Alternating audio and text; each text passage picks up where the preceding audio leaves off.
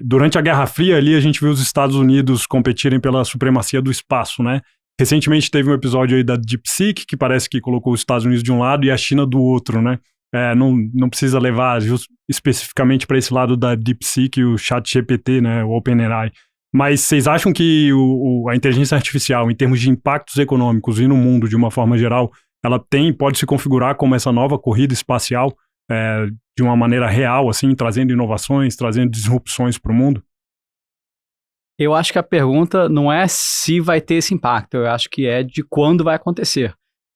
Na minha cabeça não tem menor dúvida que vai ser talvez a coisa mais revolucionária que a gente já viveu na nossa vida. Imagino que daqui a 10 anos a gente vai estar vivendo naquele programa dos Jetsons, né? Realmente acho que é um futuro muito, muito diferente do que a gente está hoje. E eu acho que só para ter uma noção do quão rápido está mudando, o ChatGPT que todo mundo começou a usar foi lançado há 2 anos atrás, né? Então você vê quanto que já mudou e o quão rápido está mudando. Realmente é uma mudança exponencial, está impactando acho que a nossa vida como consumidor e também a vida das grandes empresas, né? Do ponto de vista de reduzir o número de pessoas que você precisa, né? Aumentar muito a eficiência, aumentar muito o alcance, aumentar muito o impacto que as empresas conseguem ter. E eu acho que essa corrida, ela não é só entre países, né? Acho que tem essa nova guerra fria entre Estados Unidos e China, acho que isso é muito claro, mas acho que principalmente é entre os grandes poderes tecnológicos, né? As grandes empresas de tecnologia, seja o Google, seja a Meta, e agora os novos entrantes, né? Seja a OpenAI, o Anthropic e outras grandes empresas, investindo bilhões de dólares por ano, né? Quando você pensa em infraestrutura, custo de treinar modelo, contratar gente, e tentar ter cada vez um 10% a mais, 5% a mais na frente da outra. Então, o volume de capital que está entrando nisso e a velocidade de evolução que a gente está vendo, realmente é muito surpreendente. Eu estava revisitando hoje um artigo que eu escrevi no ano passado, que chama Revolução da Inteligência. Foi em março de 2024. Quando a gente para e olha 12, 11 meses depois, naquela época o QI do modelo mais avançado, que na época era o Claude Opus, era 101. Hoje, o modelo mais avançado no teste de QI, que é o O3 da OpenAI, ele tá performando em 122. Ou seja, um aumento mais de 20 pontos em um ano. Então isso mostra a exponencialidade que essa camada de inteligência está evoluindo. E a gente está falando de uma guerra fria, porque justamente o output é muito poderoso. Quem primeiro conseguir atingir um nível de inteligência que nem alguns especialistas chamam de um Einstein no bolso, vai ter um poder gigantesco. Imagine você ter uma máquina que é capaz de replicar o que Einstein criou na teoria da relatividade, ou qualquer outro aspecto. Assim. Então é algo muito poderoso, muito único. E aí, vinculando o que aconteceu recentemente, que foi o que aconteceu na DeepSeek, era justamente isso. A gente tem uma narrativa de que os Estados Unidos estava sempre à frente da corrida da AI. E assim como foi no momento do Sputnik lá atrás, veio um player, no caso na época do Sputnik era a Rússia, hoje a China, com a tecnologia com capacidade não igual, mas perto, e que ninguém estava imaginando. Por quê? Porque a China tem um chip ban, então ela não tem acesso aos materiais, os chips da NVIDIA e os supercomputadores. Então, de fato, a gente está entrando no momento que o outcome é muito valioso. Muito valioso. Então, de fato, a gente entra num período que talvez seja ainda mais... a Guerra Fria seja exponencializada, porque o outcome é um poder quase que supremo.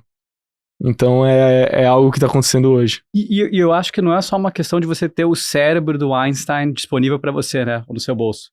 Você tem que pensar também na aplicação da inteligência artificial no mundo real. Pensa em robótica, né? Você já consegue hoje andar por São Francisco com um carro autônomo, né? Não precisa de um ser humano para dirigir o carro. Aplica isso para guerra, né? Então, Guerra Fria é Guerra Fria ainda, né? Você pensa em soldado inteligente, robôs lutando contra robôs, todos os drones que você está tendo. E você pensa no mundo futuro, onde a sua empregada doméstica pode ser um robô, que não cansa, não precisa descansar. A forma que você chega no trabalho é automática, a forma que você viaja, a forma que tudo é feito na sua casa e na sua vida é feito via robôs inteligentes com esse poder de inteligência artificial. E só fazer uma pergunta, até puxando para uma curiosidade que o DeepSeek Day, talvez que foi o dia que mexeu bastante com o mercado financeiro de ativos líquidos, a gente conversou com alguns gestores de hedge funds, principalmente, que contaram como foi transformador aquele dia para eles de rever as teses, principalmente pelo fato do custo para a China desenvolver o que os Estados Unidos colocou lá dezenas de bilhões de dólares como necessidade de investimento, a China conseguiu fazer um custo muito menor e começou aquela dúvida de será que o custo de fato vai ser tão alto assim?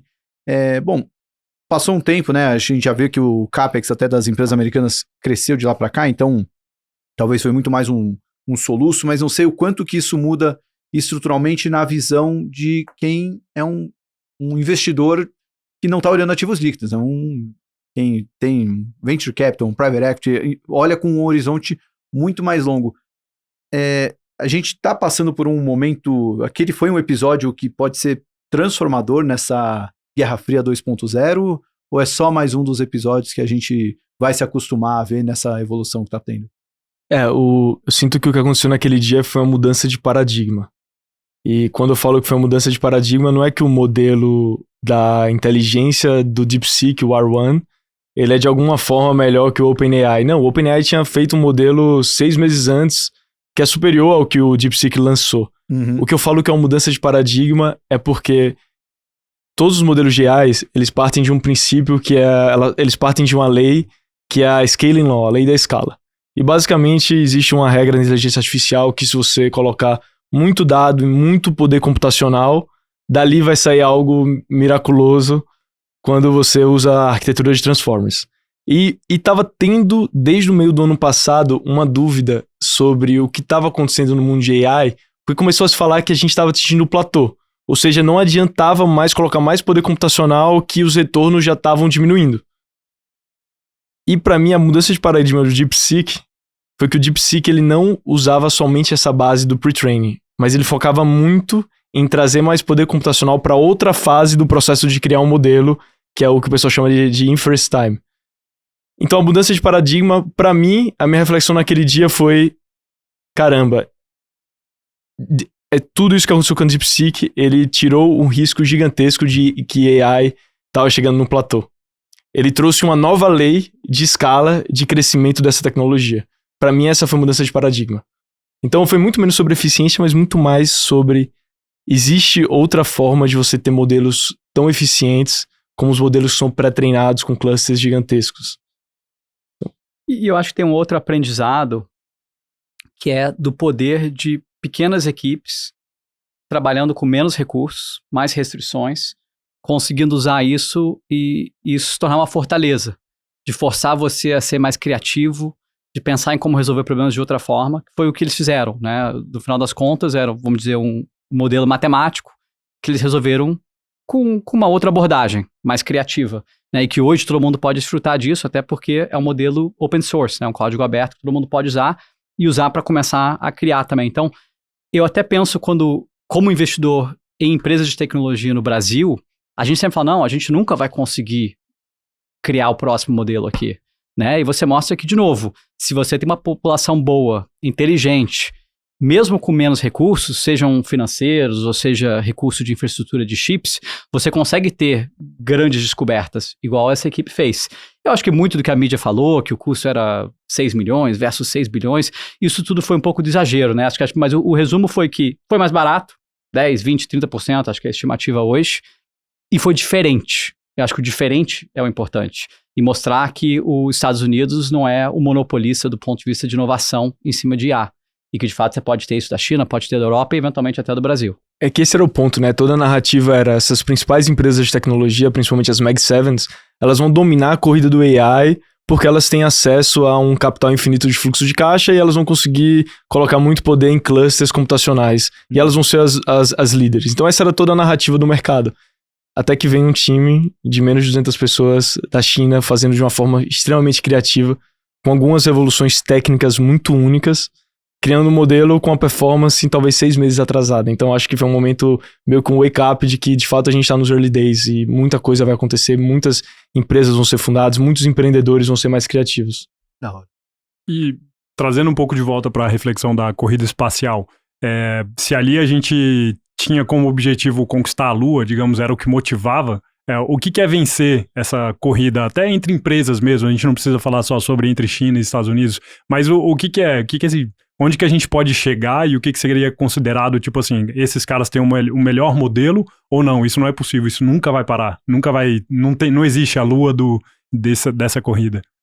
Bem, o que todos esses caras já definiram como objetivo, e eu acho que a missão da OpenAI é de você conseguir chegar na inteligência artificial generalizada, né? Em inglês que é AGI, né? Artificial General Intelligence, que quer dizer que é um computador, um programa que tem uma inteligência quase que infinita, pensando em padrões humanos, e que tem consciência própria, né? Sabe que tem isso, e consegue fazer qualquer coisa, né? Ele consegue ele mesmo se desenvolver, consegue crescer.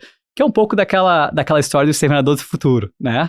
Então a gente vai estar aqui em breve lutando contra o Exterminador do Futuro ou desfrutando uma vida ali num paraíso de tecnologia. É um problema que o Schwarzenegger já vai estar mais velho, né?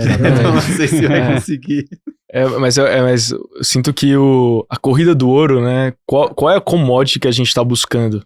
E a commodity no passado, na corrida do ouro, era o ouro. Na época na corrida espacial, era chegar na Lua, porque ali, teoricamente, ia ter alguns materiais que iam gerar uma enorme prosperidade. É muito difícil entender qual é a commodity, mas como o Júlio falou, assim, a gente tá falando muito de chegar na inteligência, e essa inteligência está acessível a todo mundo, acontecendo real time, 24 horas. Então, o que vocês fariam se vocês tivessem um analista talvez de performance, de marketing, um analista financeiro trabalhando por você 24/7, com nível de entrega alto, e pudesse ainda mais deployar outras coisas? É esse nível de mudança que a gente está enxergando. O que vai acontecer no momento que a gente tiver computadores analisando a todo momento tudo que foi produzido na ciência, por exemplo, na biologia, para gerar uma forma de criar formas alternativas de curar doenças. A gente está falando de algo que é muito poderoso, que vai mudar a humanidade por completo, se de fato a gente chegar. Então o outcome é tão poderoso que, na minha visão, ninguém nem se importou com eficiência. E ninguém deveria nem se importar tanto naquele momento com a eficiência. Porque o outcome é tão poderoso que a gente pode chegar, caso a gente ache essa AGI, que é um momento muito único. Porque, até pensando aqui, né, todas as revoluções que a sociedade já passou em toda a história, né? Pega a Revolução Industrial, a própria internet. Então, o que a gente está vivendo hoje, será que dá para fazer um paralelo com isso? Assim, salvado as devidas proporções, é tão grande quanto o que a gente já viveu lá atrás, ou essa é até maior ainda do que essas grandes transformações que a gente teve na história da humanidade? Eu acho que ela tem o potencial de ser muito maior, né? E eu acho que é um pouco por essa questão de ser exponencial, né? Que não é o primeiro derivado, nem o segundo, é qual que é o efeito cascata que isso tem. Né? Acho que o Lucas levantou esse ponto interessante. O que você faria se você tivesse um analista de mídias? Mas não é isso. Você vai ter 1 milhão de analistas de tudo que você imagina, em qualquer momento, no mundo real, no mundo físico. Uma vez que você tem isso, o que acontece? E uma vez que essa coisa acontece, o que mais acontece? Então, acho que, de novo, é esse efeito cascata em velocidade exponencial de crescimento, de mudança, que eu acho que hoje a gente não consegue nem cogitar. Né? É muito diferente, por exemplo, de uma revolução industrial, onde você tem que construir trem, você tem que construir fábrica, demora, né? O tempo e o ritmo de você construir coisa com átomos é muito mais lento do que com bits. E ainda mais bits que se constroem e se melhoram, né? Se você pensa de fato no caso de AGI. O pessoal fala muito, né? A gente teve várias revoluções, então tem desde a revolução da agricultura, a gente tem a revolução da eletricidade, e muita gente fala que AI é uma nova eletricidade, porque ela vai meio que atingir todas as partes do mundo. A gente tem a revolução da internet, que é uma mais próxima. A gente tem a revolução cloud, a revolução mobile, mas de fato, assim, a revolução da inteligência artificial é algo que pode ser único e muito poderoso, e como o Júlio falou muito bem, a gente tá falando que todo mundo já tá conectado, todo mundo já tá na internet. No momento que a Meta lança a inteligência artificial dela, ela consegue atingir instantaneamente mais de 100 milhões de weekly active users. Estou sendo bem conservador nos números. Então, tem 1,5 bilhões de iPhones no mundo. Imagina o momento que a Apple lança de fato algo que seja proprietário de AI. Ela consegue atingir todo mundo naquele momento. Então, é algo que vai entrar em todas as partes da sociedade, que vai mudar a vida de todo mundo, vai mudar a forma como a gente trabalha. Eu tendo a achar que a gente está diante da maior revolução dos nossos tempos. E falando em termos práticos, assim, o que vocês estão vendo hoje de que já está acontecendo? O Júlio citou os carros ali, mas eu acho que às vezes fica muito futurístico, assim, né? Tipo, pô, imaginar que daqui a 10 anos, eu acho que também imagino isso, mas o que está acontecendo agora, assim, em termos de, pô, em empresas que vocês acompanham, em coisas que vocês veem práticos, coisas práticas que já está sendo aplicado esse tipo de tecnologia? Eu posso falar um pouco da perspectiva até do dia a dia, né? Eu sinto que quando o ChatGPT foi lançado, a primeira tarefa que ele começou a ajudar muito, e eu tô falando do ChatGPT como marco, foi as tarefas rotineiras e administrativas. Então imagine, eu vou sumarizar esse e-mail, eu vou melhorar esse e-mail que eu vou enviar, eu vou corrigir um erro de português na newsletter que eu vou enviar, eu vou gerar um sumário da reunião que eu tive. Então ele começou ajudando muito tarefas rotineiras administrativas que eu sinto que tem um ganho incremental na nossa vida. O que eu acho que é muito revolucionário agora é que a gente está vendo o ChatGPT atingir tarefas que são mais especializadas técnicas. Então não só o ChatGPT, né? Eu tô falando de AI de forma geral, mas AI consegue editar mais ou menos um podcast, AI consegue escrever um texto nota 6, AI consegue gerar uma imagem que seja mais ou menos boa. Então, eu sinto que a gente tem meio que todo o trabalho, ele não deixa de ser um agrupamento de tarefas. A gente tem tarefas rotineiras, administrativas, a gente tem tarefas especializadas, e a gente tem as tarefas tácitas, as tarefas mais humanas. AI tá meio que avançando, eu acho que ela não vai passar da barreira da humanidade por um bom tempo. Mas ela tá indo para as tarefas especializadas, isso vai ter um impacto gigantesco na vida de todos nós.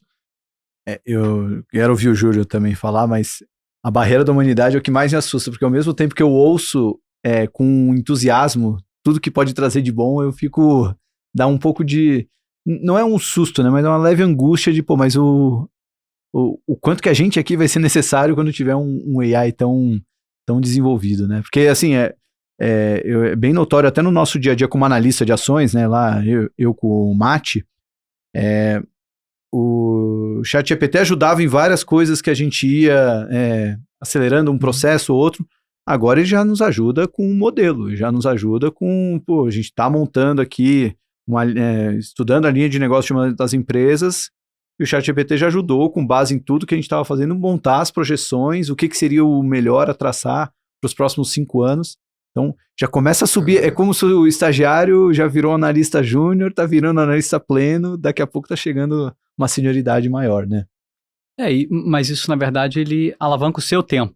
Sim. Né? Você começa a ter esse superpoder de fazer aquelas coisas que somente você consegue, talvez tenha um elemento de gosto, às vezes, quando você pensa em conteúdo, tem uma certa curadoria que acho que o ser humano ainda é muito bom de fazer. Uhum. E eu até penso assim, o que o IA não muda?